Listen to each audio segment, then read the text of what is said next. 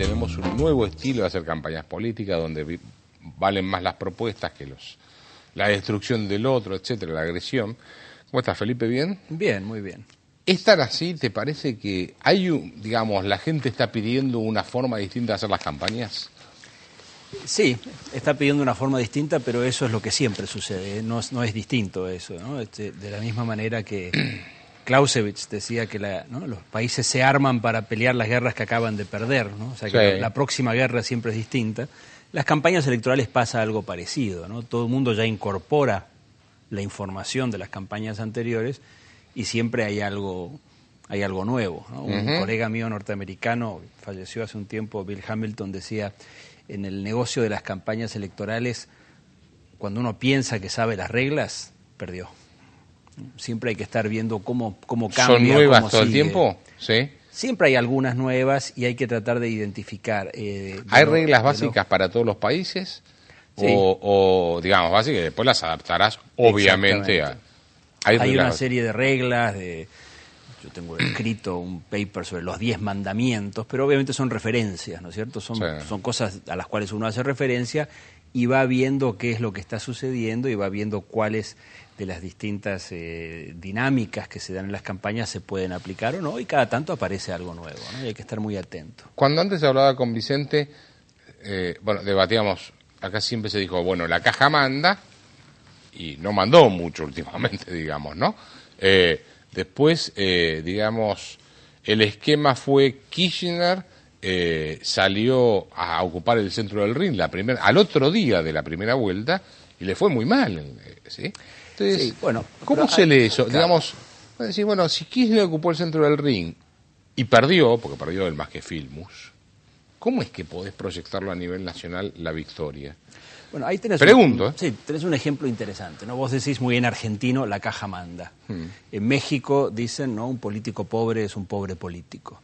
O sea, siempre hay una relación entre la cantidad de recursos que se tienen para hacer política. No existe la política sin recursos, pero eso no significa que con recursos el que tiene recursos siempre gana. Eso no es así. Podríamos decir, hasta para ser mafioso tenés que ser eficiente. Bueno, no es el mismo... No diría pero que los políticos son mafiosos. Podría decir, digamos, uno dice, bueno, si sos mafioso, sí, pero podés ser mafioso y ganar plata, pero tenés que ser eficiente también. El tema de Kirchner en la capital creo que es interesante, ¿no? Él se metió en una situación donde cualquiera con cierto conocimiento, y hay bastante conocimiento de este tema en Argentina, le hubiera dicho, no te metas, Macri gana seguro la segunda vuelta, solo vas a perder o inclusive a mejorar la victoria de Macri. Sin embargo, él se metió. Yo creo que ahí hay dos explicaciones interesantes, ¿no?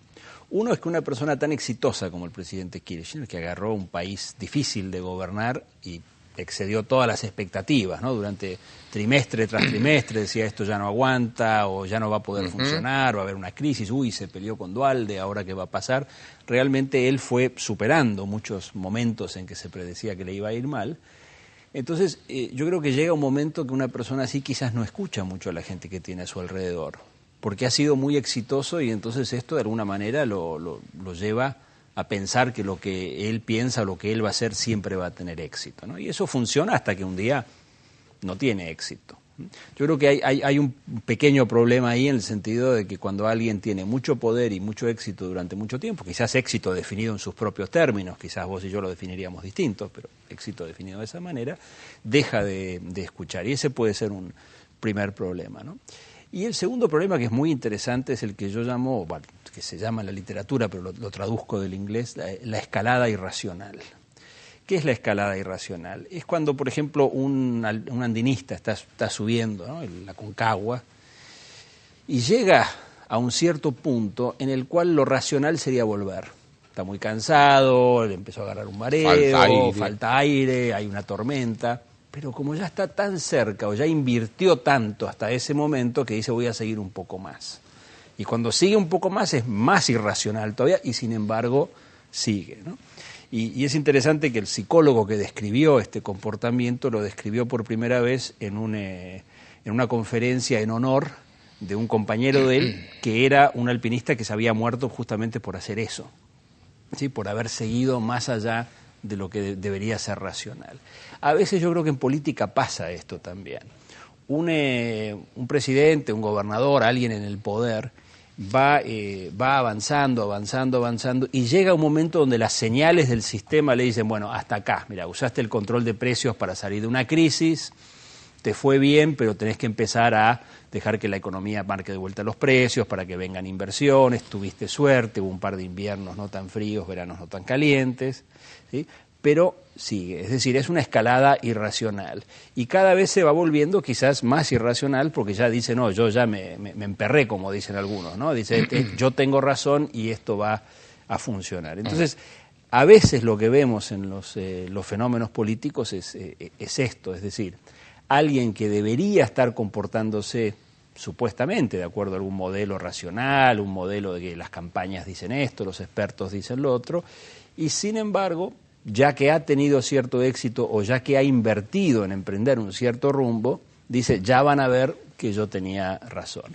Otra típica escalada irracional es el hombre que va manejando el auto y no quiere admitir que se perdió. Y la mujer le dice, bueno, pará, preguntémosle a alguien, y cada vez se pierde más. Y después digamos, tu ¿no? mujer te dice, ¿viste que te dije? Exactamente, ¿no? Sí. Entonces, yo creo que a veces tenemos fenómenos de este tipo. Entonces, los mecanismos que vos decías antes de la República, los equilibrios, son muy importantes, porque quizás una persona pueda estar un poquito perdida o un poquito sobreestimando su propia capacidad, pero puede haber otros actores que equilibren el sistema. Lo que tenemos hoy es un sistema donde el gobierno no habla con la prensa, es decir, no tiene esa retroalimentación que lo ajusta, ¿no es cierto? Que le dice, bueno, no, esto no lo digas porque entonces te van a preguntar esto otro. No, ese ajuste no existe. Partidos políticos en suspenso que no tienen vida orgánica, no tienen vida partidaria, no hay internas que también ajustan el sistema. Entonces, cuando un sistema no se ajusta, se puede ir produciendo un desajuste latente más grande.